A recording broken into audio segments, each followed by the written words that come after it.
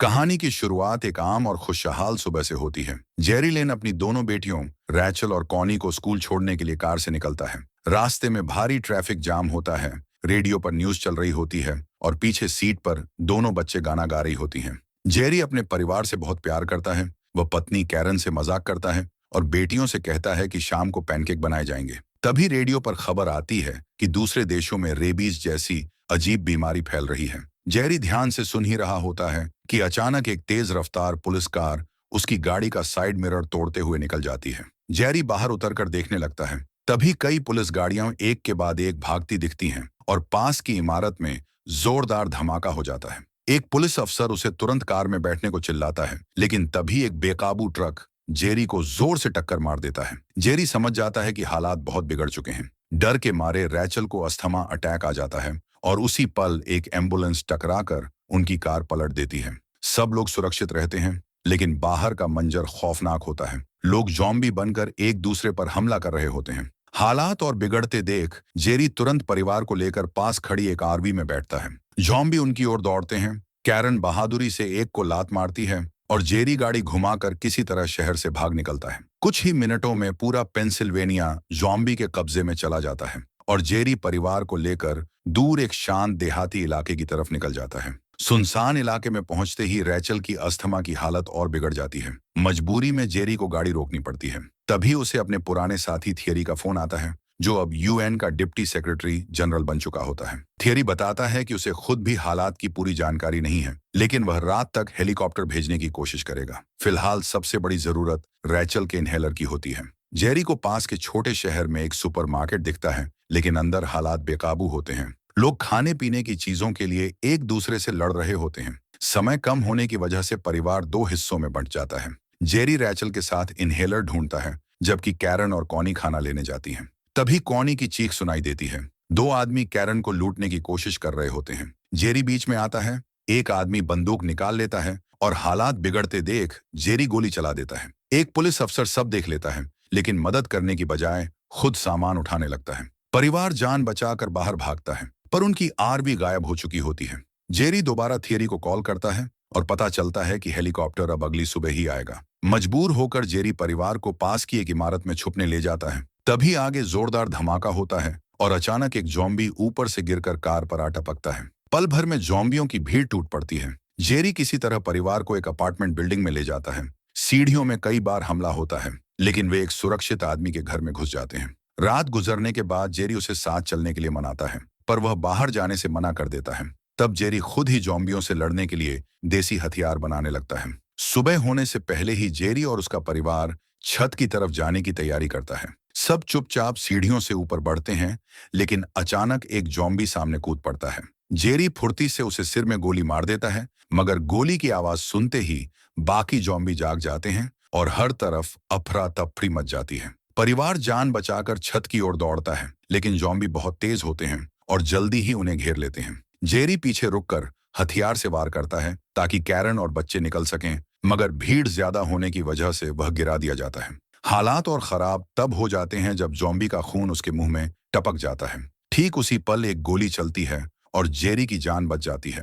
यह गोली टॉमी, उस अपार्टमेंट में रहने वाले लड़के ने चलाई होती है, जो किसी तरह ज़ॉम्बियों से बचकर निकल आया था। छत पर पहुंचते ही कैरन सिग्नल के लिए फ्लेयर जलाती है और सैनिक उन्हें देख लेते हैं। जेरी खुद को संभालते हुए 12 तक गिनता है, यह देखने के लिए कि कहीं वह संक्रमित तो नहीं हुआ, लेकिन कुछ नहीं होता। तभी हेलीकॉप्टर छत पर उतरता है। पीछे पीछे ज़ॉम्बी भी आ जाते हैं। सैनिक गोलियां चलाकर रास्ता साफ करते हैं और जेरी दौड़कर हेलीकॉप्टर में चढ़ जाता है। नीचे पूरा शहर आग और तबाही में डूबा दिखाई देता है। बाद में उन्हें अटलांटिक में मौजूद यूएस नेवी के जहाज पर ले जाया जाता है, जो अब शरणार्थियों और कमांड सेंटर के रूप में इस्तेमाल हो रहा होता है। वहां थियरी जेरी को बताता है कि अमेरिका के राष्ट्रपति और ज्यादातर बड़े सैन्य अफसर मारे जा चुके हैं। सरकार पूरी तरह ढह चुकी है और पूरी दुनिया इस संक्रमण की चपेट में है। अभी तक किसी को सही वजह नहीं पता। बस एक ईमेल साउथ कोरिया के कैंप हम्फ्रीज से मिला था, जिसमें पहली बार ज़ॉम्बी शब्द इस्तेमाल हुआ था। थियरी कहता है कि अगर वे वायरस के स्रोत तक पहुंचकर उसका सैंपल ले आए, तो शायद वैक्सीन बनाने की उम्मीद बच सकती है। थियरी जेरी से कहता है कि उसे एक वायरोलॉजिस्ट डॉक्टर फास्टबैक को साथ लेकर जाकर जानकारी इकट्ठा करनी होगी। जेरी साफ मना कर देता है, क्योंकि वह अब रिटायर हो चुका होता है और बस अपनी पत्नी और बेटियों के साथ रहना चाहता है। लेकिन नेवी कमांडर सख्त चेतावनी देता है कि अगर जेरी मदद नहीं करेगा तो उसके परिवार को जहाज से उतार दिया जाएगा। मजबूरी और परिवार के प्यार में जेरी मान जाता है। कैरन उसे हिम्मत देती है, गले लगाकर कहती है कि सुरक्षित लौटना, और बेटियां भी उसे कसकर पकड़ लेती हैं। इसके बाद जेरी साउथ कोरिया के लिए उड़ान भरता है। रात के अंधेरे में जहाज एक सुनसान बेस पर उतरता है, जहां सन्नाटा साफ बताता है कि सब कुछ खत्म हो चुका है। तभी अचानक अंधेरे से ज़ॉम्बियों का झुंड हमला कर देता है और कई सैनिक मारे जाते हैं। डर के मारे डॉक्टर फास्टबैक भागने लगता है, लेकिन गिरकर गलती से खुद को ही गोली मार लेता है। यह देखकर जेरी सन्न रह जाता है। तभी कुछ तैनात सैनिक मदद के लिए पहुंचते हैं और कैप्टन स्पीक तुरंत निकलने का इशारा करता है। जान बचाते हुए सब किसी तरह बेस के अंदर लौटते हैं। अब डॉक्टर के मरने के बाद पूरी जिम्मेदारी जेरी पर आ जाती है। स्पीक उसे बताता है कि ज़ॉम्बी आवाज के प्रति बहुत संवेदनशील होते हैं। शरीर पर गोली मारने से वे बस धीमे पड़ते हैं। उन्हें मारने का एकमात्र तरीका सिर में गोली है। फिर वह जेरी को लैब दिखाता है, लेकिन वहां सब कुछ जला हुआ होता है। बिस्तर पर दूसरे संक्रमित व्यक्ति के अवशेष पड़े होते हैं, जो एक मिलिट्री डॉक्टर था। उसने पहले संक्रमित की जांच की थी, लेकिन मरा हुआ आदमी अचानक जिंदा हो गया और डॉक्टर को काट लिया, जिससे वायरस पूरे कैंप में फैल गया। असली स्रोत अब भी रहस्य बना रहता है। तभी जेरी एक अजीब बात नोटिस करता है। एक सैनिक लंगड़ा कर खड़ा होता है, लेकिन ज़ॉम्बी उसे बिल्कुल भी अटैक नहीं करते, जैसे उसे देख ही ना रहे हों। जब सब लोग उस लंगड़े सैनिक को भाग्यशाली मान रहे होते हैं, तभी पास खड़ा एक कैदी बड़ी बात बता देता है। वह कहता है कि ज़ॉम्बी फैलने से 2 हफ्ते पहले ही इजराइल ने बॉर्डर पर 300 फीट ऊंची दीवार बनाना शुरू कर दिया था। इसका मतलब साफ था कि उन्हें पहले से कुछ पता था। सच्चाई जानने के लिए जेरी को जेरूसलम जाना होता है और वहां जुर्गन वॉर्मब्रुन नाम के आदमी से मिलना होता है। शक के बावजूद जेरी खुद जाने का फैसला करता है, लेकिन उड़ान से पहले जहाज में ईंधन भरना जरूरी होता है और रनवे चारों तरफ से ज़ॉम्बियों से घिरा होता है, जहां जरा सी आवाज मौत बन सकती थी। कैप्टन स्पीक सैनिकों को अलर्ट रहने को कहता है। जेरी और पायलट ग्रेगरी चुपचाप साइकिल से प्लेन की ओर बढ़ते हैं, लेकिन तभी कैरन सैटेलाइट फोन से कॉल कर देती है। फोन की आवाज सुनते ही ज़ॉम्बी टूट पड़ते हैं। छुपे सैनिक फायरिंग करते हैं। स्पीक आखिरी सेकंड में ईंधन भर देता है, मगर खुद काट लिया जाता है। जेरी किसी तरह प्लेन में चढ़ जाता है, लेकिन बाकी सैनिक मारे जाते हैं। कई घंटों की उड़ान के बाद प्लेन जेरूसलम पहुंचता है। पहचान बताने पर जेरी को वॉर्मब्रुन के पास ले जाया जाता है। वह साफ साफ बताता है कि उन्हें एक एनक्रिप्टेड रिपोर्ट मिली थी, जिसमें कहा गया था कि भारत ज़ॉम्बियों से लड़ रहा है। रिपोर्ट पक्की नहीं थी, लेकिन इजराइल की 10वीं मैन पॉलिसी के मुताबिक सबसे बुरे हालात की तैयारी जरूरी थी। इसी वजह से उसने विशाल दीवार बनाने का फैसला लिया।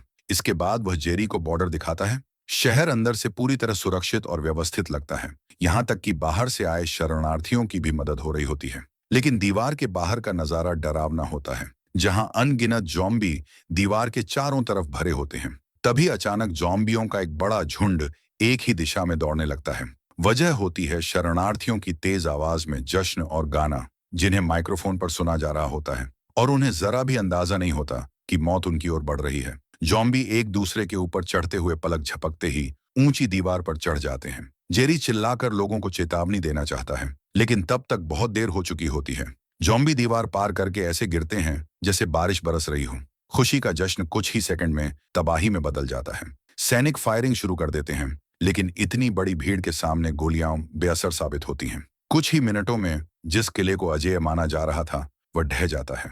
लोग जान बचाने के लिए इधर उधर भागने लगते हैं। इसी अफरा तफरी में जेरी एक अजीब बात नोटिस करता है।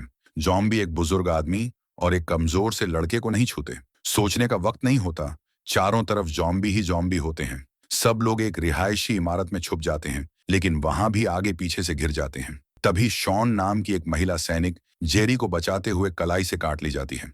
जेरी बिना समय गंवाए चाकू से उसका हाथ काट देता है, जिससे वायरस फैलने से रुक जाता है। उसी वक्त बाहर रेस्क्यू हेलीकॉप्टर आता है, लेकिन ज़ॉम्बी उस पर कूद पड़ते हैं और कुछ ही सेकंड में हेलीकॉप्टर हवा में ही फट जाता है। एयरफील्ड पर पहले से भीड़ होती है। पायलट डर कर भाग जाता है और प्लेन बिना रुके उड़ जाता है। मजबूर होकर जेरी और शॉन एक दूसरे पैसेंजर प्लेन को रोकते हैं और कॉकपिट के पास लगी सीढ़ी से अंदर चढ़ते हैं। अंदर बैठे यात्री खिड़की से बाहर देख रहे होते हैं, जहां हजारों ज़ॉम्बी पीछे छूटे लोगों को नोच रहे होते हैं। उस डरावने मंजर को देखकर जेरी शॉन का जख्म बांधते हुए सोच में पड़ जाता है। तभी उसे लंगड़ा सैनिक, बुजुर्ग आदमी और कमजोर लड़का याद आते हैं। अचानक उसे एहसास होता है कि शायद यही ज़ॉम्बियों से बचने का तरीका है। वह तुरंत थियरी को कॉल करके बताता है कि उसके पास एक आइडिया है, लेकिन उसे पहले टेस्ट करना होगा। थियरी अपनी पावर से पायलट को मनाता है और प्लेन का रास्ता कार्डिफ, वेल्स की तरफ मोड़ दिया जाता है, जहां पास ही वैक्सीन रिसर्च सेंटर होता है। कई घंटे बाद जेरी की नींद केबिन में एक छोटे कुत्ते के जोर जोर से भौंकने से खुलती है। एक फ्लाइट अटेंडेंट स्टोरेज खोलती है, लेकिन अगले ही पल अंदर छुपा ज़ॉम्बी उस पर हमला कर देता है। केबिन में तुरंत अफरा तफरी मच जाती है। जेरी पर्दे को हटाकर देखता है और जो नजारा दिखता है उसे देखकर वह सन्न रह जाता है। वह सबको चुप रहने का इशारा करता है और बैग से रास्ता रोकने की कोशिश करता है। बाकी लोग भी मदद करते हैं, लेकिन भगदड़ में एक आदमी का सूटकेस गिर जाता है। आवाज सुनते ही ज़ॉम्बी टूट पड़ते हैं और कुछ ही सेकंड में बैरिकेड टूट जाता है। जेरी छोटे बैग से मुकाबला करता है, लेकिन संकरी केबिन चीखों से भर जाती है। हालात हाथ से निकलते देख जेरी शॉन की बेल्ट से ग्रेनेड निकालता है और बिना सोचे प्लेन के विंग की तरफ फेंक देता है। जोरदार धमाके से प्लेन में छेद हो जाता है और ज़ॉम्बी बाहर खिंच जाते हैं, लेकिन इंजन भी खराब हो जाता है। हमला तो रुक जाता है, मगर अब प्लेन क्रैश करने वाला होता है। जेरी शॉन को सीट पर बैठाकर बेल्ट कसता है और टकराव के लिए खुद को तैयार करता है। प्लेन तेजी से नीचे गिरता है और भयानक आवाज के साथ टूटकर दो हिस्सों में बिखर जाता है। कुछ देर बाद जेरी को होश आता है। चारों तरफ मलबा होता है और उसके पेट में तेज दर्द उठता है। एक लोहे की रॉड उसके शरीर के आर पार हो चुकी होती है, जिसे वह निकालने की हिम्मत नहीं करता। तभी पीछे से कदमों की आहट आती है। शॉन भी चमत्कारिक रूप से जिंदा होती है।